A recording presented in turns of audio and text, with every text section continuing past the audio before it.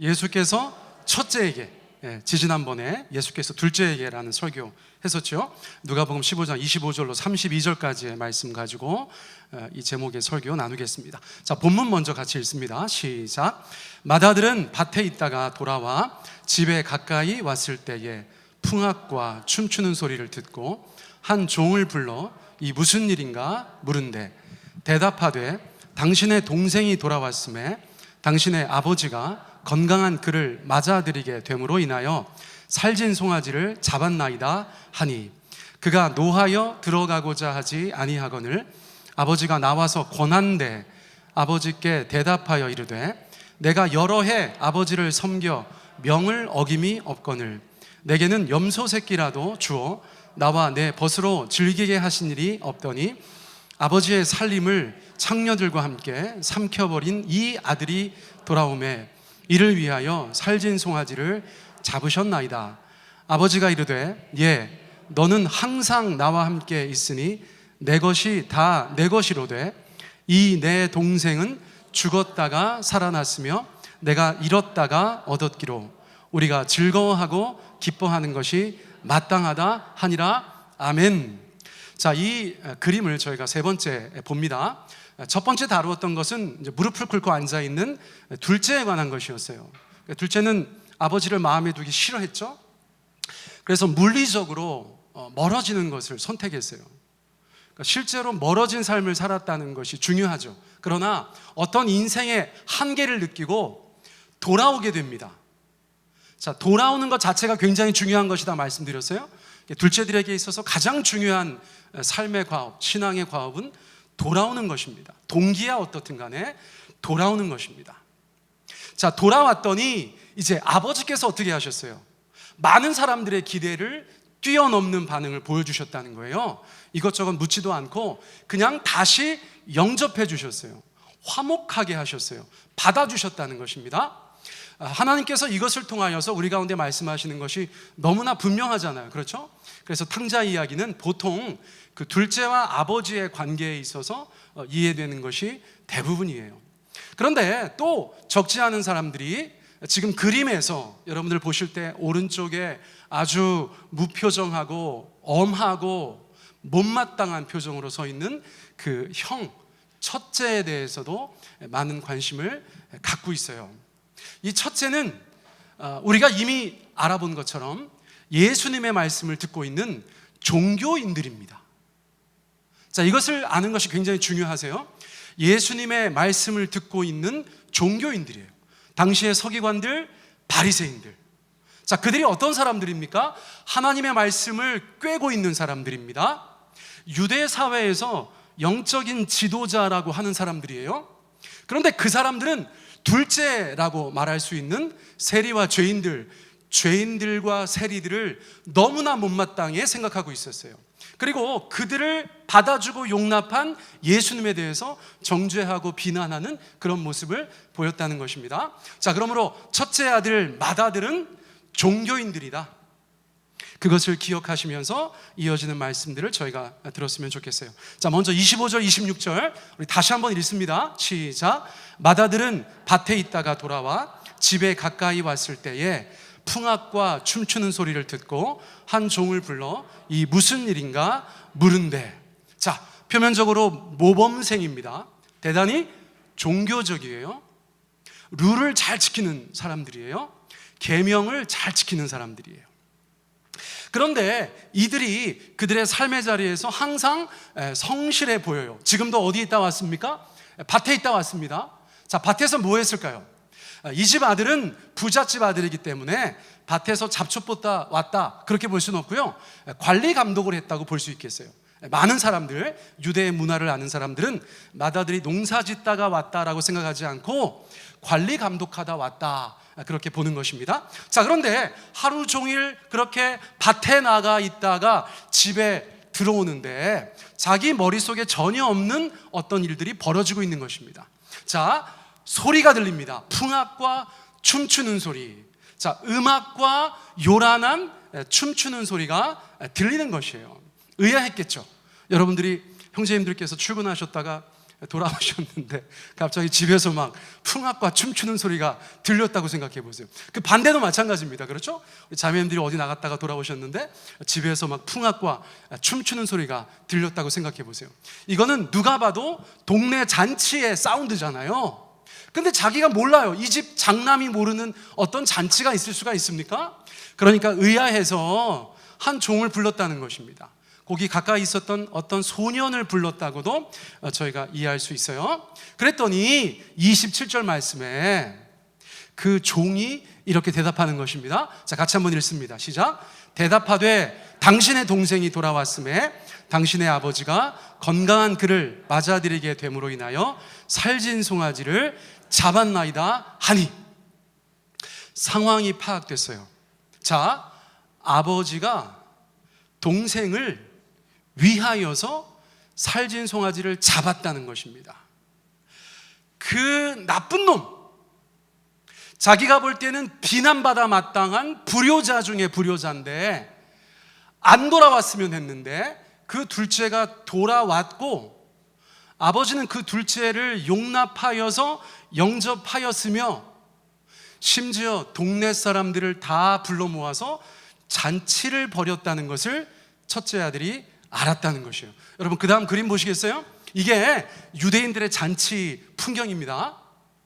막 너무너무 즐거워하는 거예요. 아버지가 허락한 잔치니까 동네 사람들이 다 모여서 그 탕자를 다시 받아준 아버지의 마음을 헤아려서 춤추고 노래하면서 기뻐했다는 것입니다. 안 봐도 비디오라고 지금 첫째는 밖에 있는데 집안에서 어떤 일이 벌어지고 있는지가 너무 뻔한 거예요. 사람들이 다 즐거워하고 있어요. 사람들이 다 기뻐하고 있어요. 아버지와 둘째가 함께 식탁을 마주하고 음식을 먹고 있다는 것입니다. 원수의 목전에서 상을 베푸시는 여호와 하나님처럼 많은 동네 사람들 앞에서 더 이상 우리 둘째에 대해서 뭐라고 하지 마세요. 나는 그 둘째를 용서했어요. 다시 받아주었어요. 그렇게 보여주고 있다는 것이에요. 자, 그런데 이런 일은 첫째한테는 용납이 되지 않는 일이었어요. 첫째의 성향상 그랬을 수 있겠어요. 자, 그래서 어떻게 반응하는가? 28절 상반절에 보면 첫째가 이렇게 반응합니다. 자, 같이 읽습니다. 시작. 그가 노하여 들어가고자 하지 아니하거늘. 노했어요. 여러분, 저는 솔직히 말씀드리면 첫째 아들의 마음이 이해가 됩니다. 우리가 다 조금씩은 이해할 수 있어요. 그렇죠? 나는 아버지 앞에서 항상 성실하게 기본적으로 겉으로라도 모범적으로 살아가는데 우리 동생은, 둘째는 전혀 그렇지 않다는 말이에요. 더군다나 우리 집안에 해를 입혔어요. 우리 가문의 재산을 축냈어요. 돌아왔다는 거 보니까 다 허랑방탕 쓴 것이 분명하지 않습니까? 그러니까 우리 마음속에 그것을 비난하고 정죄할 수 있는 그런 여지는 있는 것이에요. 저도 이제 말씀 준비하면서 나는 첫째하고 아주 동떨어져 있는가 그런 생각을 해봤는데 아니에요. 여러분, 제가 사람 굉장히 좋아 보이시죠? 그렇다고 대답해 주세요. 다시 한번 묻겠습니다. 여러분, 제가 사람 굉장히 좋아 보이시죠? 감사해요. 근데 저도 세상을 바라볼 때 첫째와 같은 시선이 있을 때가 있어요. 어떤 사람들에 대해서 제 마음에 굉장히 정죄감이 있는 경우가 있어요. 어떤 사람들에 대해서 제가 좀 비난하는 경향이 있어요. 어떤 사람들에 대해서 좀 못마땅해 하는 경향도 있어요. 아무래도 제가 여러 가지 면에서 좀 목사니까 이것을 뭐라고 표현해야 될까요? 목사의 한계라고 할까? 목사의 한계? 첫째의 모습이 있다는 것입니다. 첫째의 모습이. 여러분, 우리 교회에는 첫째의 모습이 없을까요? 아버지의 그러한 처사에 대해서 못마땅해 하는 모습이 저희 가운데 없을까요? 한국 교회는 어떨까요? 한국 교회? 한국 교회는 첫째 아들 같은 모습이 없을까요? 둘째가 그렇게 돌아온 것에 대해서 막 못마땅해 하는 그런 마음이 없을까요? 여러분, 첫째는 사실 전혀 엉뚱한 사람인 것들 같지만 가만히 생각해 보면 우리예요. 우리 안에 첫째의 모습이 굉장히 많습니다. 어쩌면 교회 안에서 신앙생활 오래 했다는 분들 중에서, 교회 열심히 다녔다는 분들 중에서, 신앙생활 열심히 한다는 분들 중에서, 성경 꽤나 안다는 분들 중에서 오히려 둘째 같은 모습보다는 첫째 같은 모습이 훨씬 더 많이 나타날 확률이 높지요.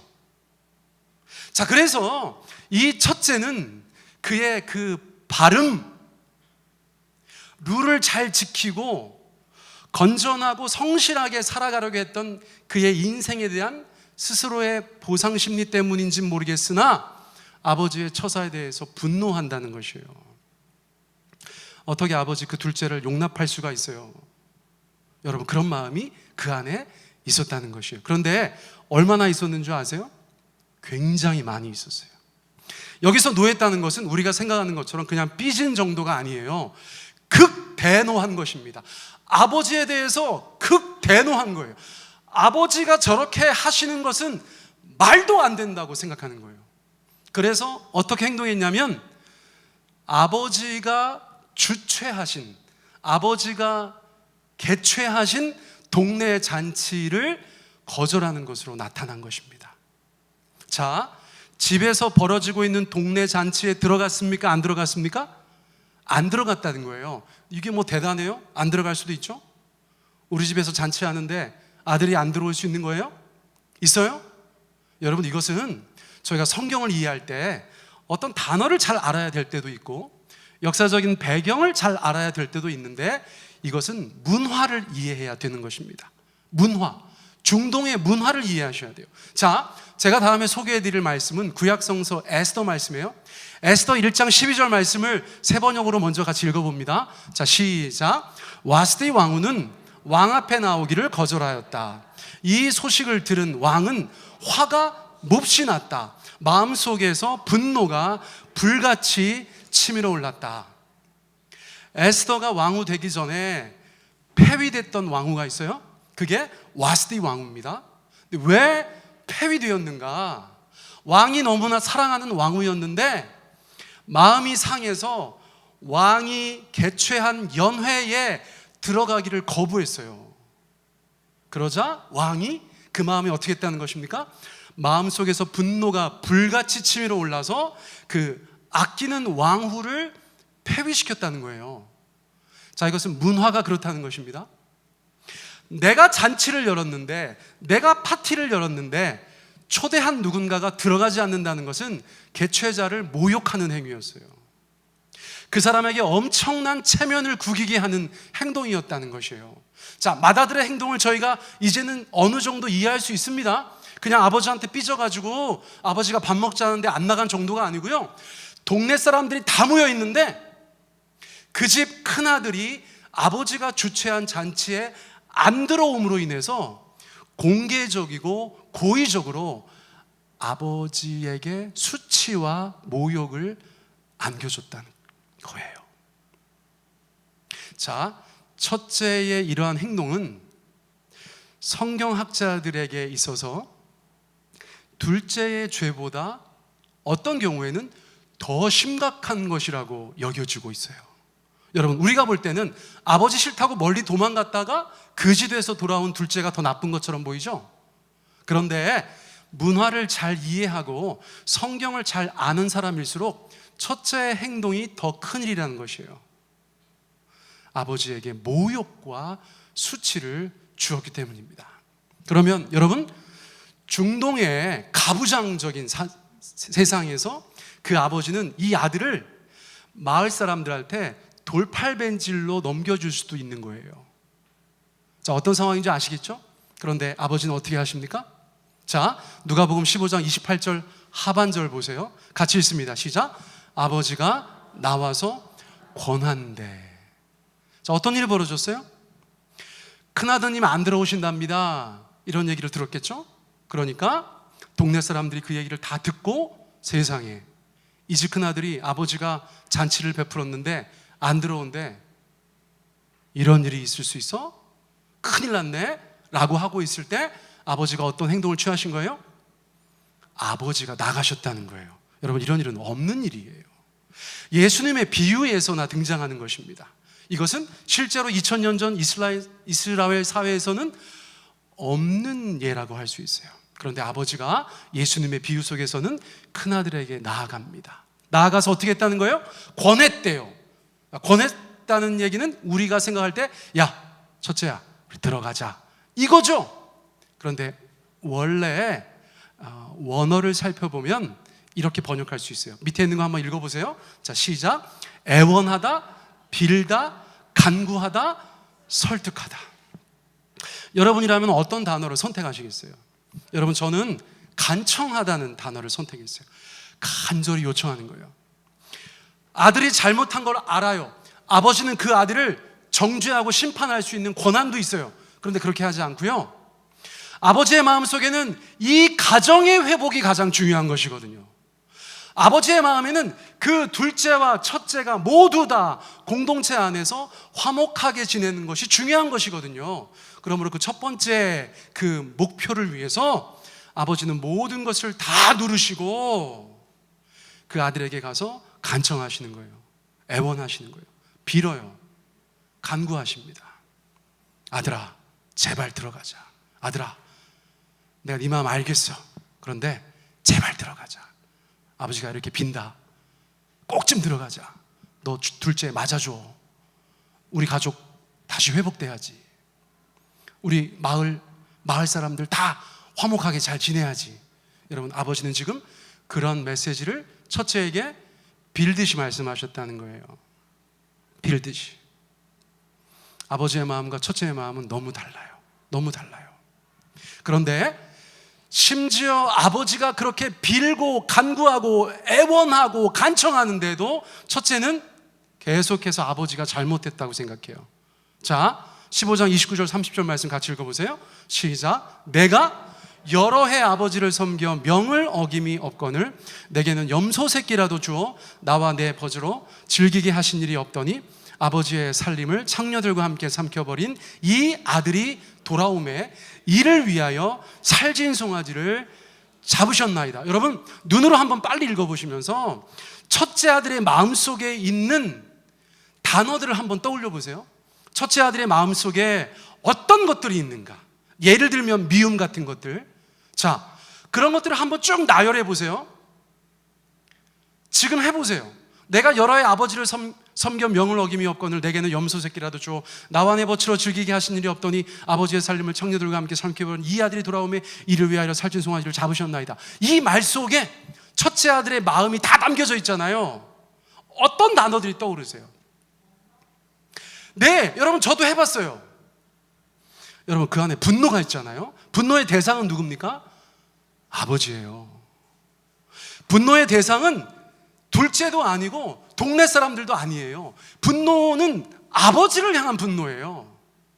누구보다 아버지 곁에서 성실하게 살았다고 한 첫째인데 지금 이 순간 아버지를 향해서 분노하고 있어요. 아버지를 거절하고 있어요. 아버지 앞에서 자신의 삶은 아주 괜찮았다고 자만하고 있어요. 동생을 미워하고 있어요. 동생에 대해서 적대적이에요. 동생의 삶을 정죄해요. 아버지가 자신을 돌봐준 것에 대해서 감사하지도 않아요. 무정한 상태예요. 불평으로 가득합니다. 아버지에 대해서 서운해하죠. 살찐 송아지, 염소 새끼를 이야기하면서 그 마음의 서운함을 드러내고 있어요. 둘째에 대한 시기, 아버지는 빈정거려요. 많은 것에 대해서 인색함을 보여요. 또 동생에 대해서는 혐오하는 마음도 있어요. 온통 자기중심적으로 세상을 바라보고 있어요. 자기중심적으로 이 사건을 바라보고 해석하고 있어요. 여러분, 이게 첫째의 모습이라는 거예요. 사랑하는 성도님들, 우리는 집 나간 둘째만 탕자라고 생각하는데 성경을 가만히 연구하다 보면 집안에 더 큰 탕자가 있었어요. 물리적으로는 아버지와 가까이 있었지만 그 마음은 둘째 못지 않아요. 여러분, 이것이 교회를 잘 다닌다는 분들에게 있어서 영적인 함정일 수 있다는 것을 예수님은 이 비유를 통해서 우리 가운데 말씀해 주고 있어요. 여러분 신앙생활 괜찮게 하시는 것 같으세요? 혹시 여러분들이 스스로 생각하실 때 내가 이 정도로 아버지에게 섬김을 다하고 교회에서 역할을 다하면 나는 정말 괜찮은 사람 아닌가? 그렇게 생각하고 계신데 정작 아버지 하나님의 그 마음, 아버지 하나님의 그 심정을 헤아리지 못하면 우리는 첫째 되기에 딱 좋다는 거예요.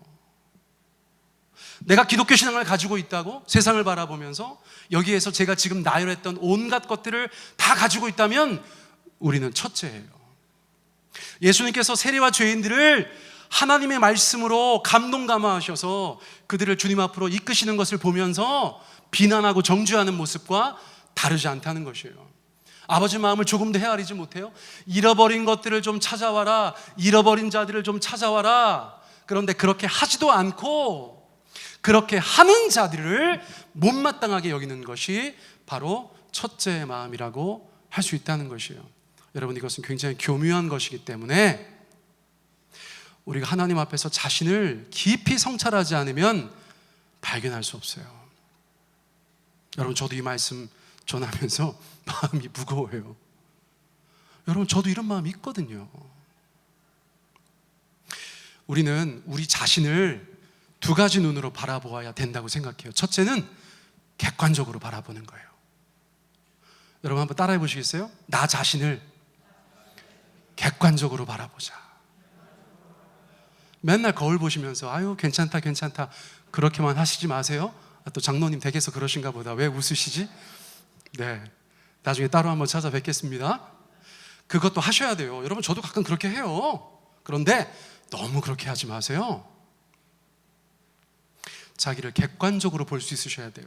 그러기 위해서는 여러분, 교회 공동체가 중요한 줄 믿습니다.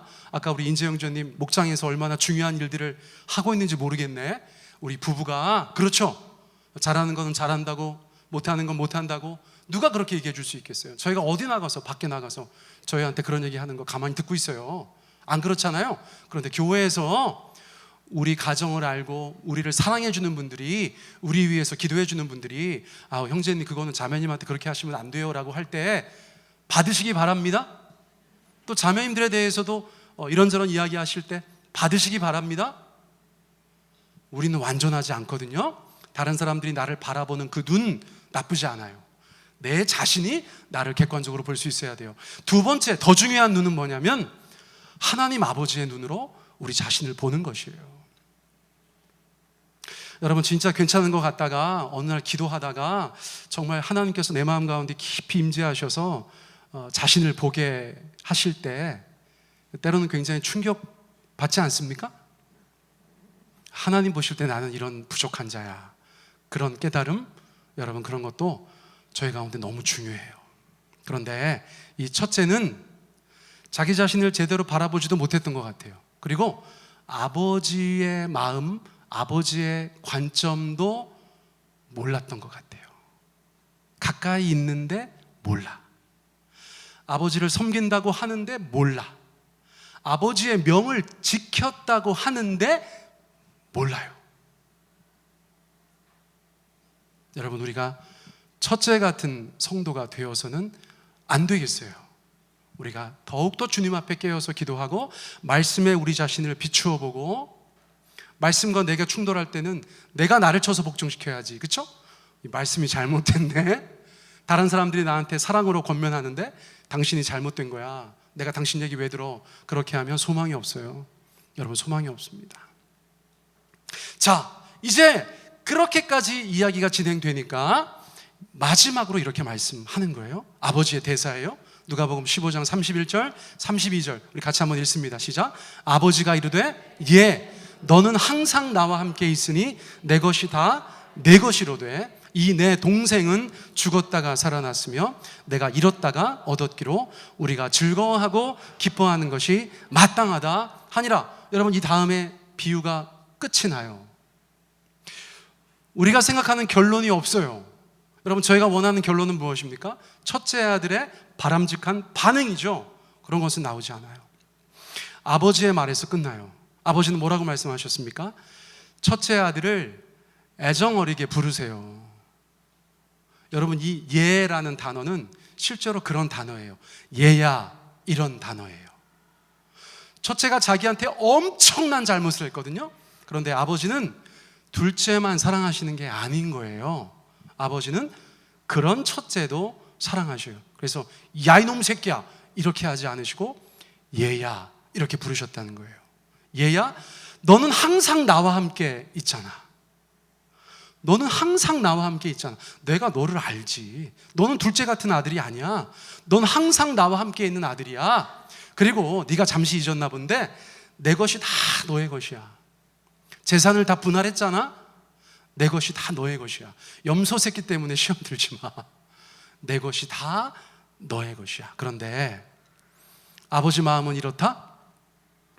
지금 돌아와서 나와 같이 밥을 먹고 있는 그 사람은 타인이 아니야. 나의 아들이고 너의 동생이야. 여러분, 지금 그 얘기 하는 거예요. 이 내 동생은 죽었다가 살아났다. 너 걔에 대해서 왜 그렇게 생각해? 네 동생이야.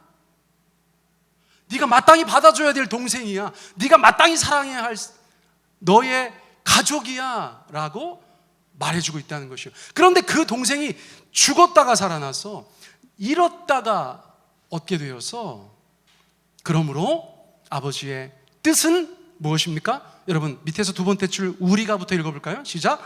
우리가 즐거워하고 기뻐하는 것이 마땅하다. 여러분, 이거 한 번만 더 해보세요. 시작. 우리가 즐거워하고 기뻐하는 것이 마땅하다. 잠시 잊고 있는 거예요. 아주 그냥 뭐가 쓰여가지고 그걸 모르는 거예요. 이 순간 첫째 아들이 아버지가 그를 깨닫게 해주시려고 하는 거예요. 우리가 즐거워하고 기뻐하는 것이 마땅한 거야. 걔는 내 아들이고 네 동생이잖아. 그 아들을 우리가 받아주면 우리 가족은 다시 완전체로 화목한 가족이 되는 거야. 우리 마을 공동체도 다시 기쁨을 누릴 수 있게 되는 거야. 그런데 우리가 왜 즐거워하지 않아? 우리가 왜 기뻐하지 않아? 우리가 왜 그를 환영하면 안 돼? 여러분, 예수님께서는 이 비유를 통해서 당대의 서기관들과 바리새인, 그 외식하고 위선적인 종교인들에게 깨달음을 주시려고 하셨다는 거예요. 자, 그러므로 여러분, 마지막 슬라이드예요. 이 결론 없는 이야기에 대해서 첫째들이 대답해야 된다는 거예요. 자, 우리가 다 첫째라고 생각하면 되겠어요? 실제로 그렇다는 것이 아니라 우리가 이 아버지의 질문에 대해서 어떻게 답하는 것이 옳으냐를 한번 생각해 보시라는 거예요. 여러분, 답은 무엇입니까? 하나님께서 우리 가운데 그토록 간절하게 기다리시는 답은 무엇입니까? 네, 아버지, 그렇습니다. 제가 잘못 생각했습니다. 죄송합니다. 용서해 주세요. 제가 둘째를 다시 영접하겠습니다. 우리 가족으로 받아주겠습니다. 제가 그를 사랑하겠습니다. 여러분, 이 답을 아버지 하나님은 기대하신다는 거예요. 그런데 어떤 사람들은 그렇게 했어요. 성경 말씀에 보니까 나중에 세월 지나서 바리새인들 중에서 예수 믿고 구원받은 자들이 있다는 것이죠. 그런데 또요, 많은 바리새인들은 예수님의 비유를 듣고도 그들의 삶을 돌이키지 않았어요. 그들이 예수님을 십자가에 못 박은 주역들이거든요. 여러분, 이 질문은 우리에게도 무겁게 다가오는 것입니다. 우리가 어떻게 대답하고 어떻게 살아가는가, 어떻게 대답하고 우리의 삶을 어떻게 변화시켜 나아가는가에 따라서 우리의 인생은 또 달라지게 될 것이에요. 여러분, 예수님께서는 이 비유를 통해서, 누가복음 15장의 비유들, 우리가 3번에 걸쳐서 나누었던 이 비유들을 통해서 물리적인 거리로 하나님을 떠났던 자들과 가까이 있지만 오히려 하나님의 심정을 모르고 그 마음이 떠났던 자들 모두에게 아버지 하나님의 가장 간절하신 그리고 분명하신 뜻이 무엇인지를 말씀해 주고 있어요. 여러분, 이제는 대답하실 수 있어야 돼요. 무엇입니까?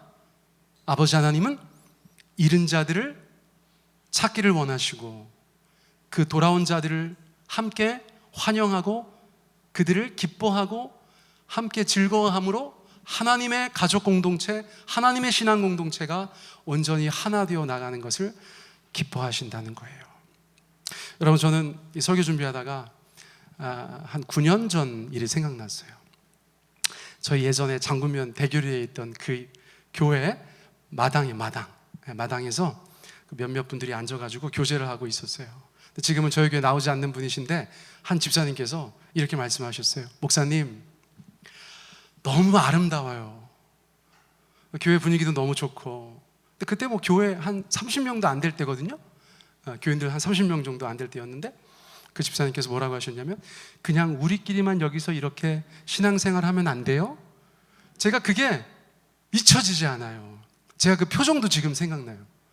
그 집사님의 바람, 그게 뭐냐면 이렇게 좋은 거 남들한테 얘기하지 말고 우리끼리만 여기서 이렇게 행복하게 몰래 숨어서 신앙생활 하자는 그런 얘기였죠. 제가 그때 웃으면서도 얘기했어요. 아이고 집사님 개척교회 와서 할 얘기는 아니시다. 그죠? 어디 대형교회 가서 그런 얘기 하시면 모르겠는데 이제 뭐 교인들 막 한 30명 되는데 우리끼리만 예배드리자고 하니까 개척한 목사는 되게 답답했던 기억이 나네요. 그런데 여러분, 우리 마음에 그런 마음 있을 수 있어요. 우리끼리만 좋은 교회, 우리끼리만 좋은 세상. 근데 그것은 하나님 아버지의 뜻은 아닌 것 같아요. 아버지 하나님은 그분의 교회 공동체가, 가족 공동체가 물리적으로 멀리 떨어져 있는 자들, 마음으로 멀리 떠나 있는 자들을 찾아오기를 원하시는 줄 믿습니다. 그들과 함께 기뻐하고 즐거워하면서 하나님의 영적인 공동체를 함께 세워나가는 것이 아버지 하나님의 분명하신 뜻이에요. 그분의 마음이에요. 신앙생활 뭡니까? 여러 가지로 표현할 수 있지만 아버지의 마음을 헤아려서 그분을 기쁘시게 해드리는 거예요. 여러분, 효도가 뭡니까? 부모님의 마음을 헤아려서 기쁘게 해드리는 거예요. 여러분, 그런 신자의 모습이 저와 여러분들의 삶 가운데 가득하시기를 축복합니다. 이 시간 우리 같이 한번 기도하겠어요. 기도하시는데, 자, 지난 3번의 비유들을 여러분들께서 다 생각하실 수 있으면 너무 좋아요. 첫째, 우리가 둘째 같은 마음은 없는가? 둘째 같은 마음. 또 우리가 첫째 같은 모습은 없는가? 여러분, 그 둘 다 이 비유에서는 바람직하지 않은 것이거든요. 그리고 이제 아버지를 생각해 봅니다. 우리 좋으신 아버지 하나님, 여러분, 그분은 우리를 다 사랑하세요. 첫째든 둘째든 다 사랑하세요. 그분의 마음을 가득 채우는 것은 바로 우리예요. 그런데 분명히 원하시는 바 아버지 하나님은 우리가 그분과 가까이 하기를 원하세요. 그분의 마음을, 그분의 심정을 알아들이기를 원하세요. 그리고 그 아버지의 마음을 우리가 이 땅 가운데서 순종하며 실천하며 살아가기를 원하세요. 아버지 하나님은 잃어버린 아들, 딸 생각하시면서 눈물 짓고 계신데, 여러분, 우리는 어떻게 해야 될까요? 여기가 좋사오니 우리끼리 그냥 행복하게 지내요, 여러분, 그렇게 얘기하면 될까요? 아닙니다. 제가 이 설교하면서 늘 말씀드려요. 우리 교회, 교세 크게 하려고 잃어버린 자들 찾아오자, 그렇게 말씀드리는 것 절대 아니에요.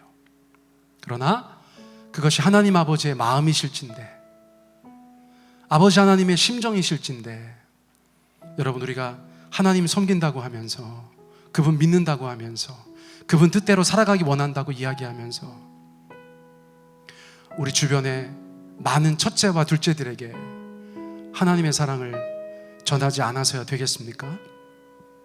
그러므로 목장별로 전도하자 말씀도 드렸고, 우리 잃어버린 자를 찾자, 그렇게도 이 말씀의 근거에서 여러분들 가운데 권면하고 도전하는 것입니다.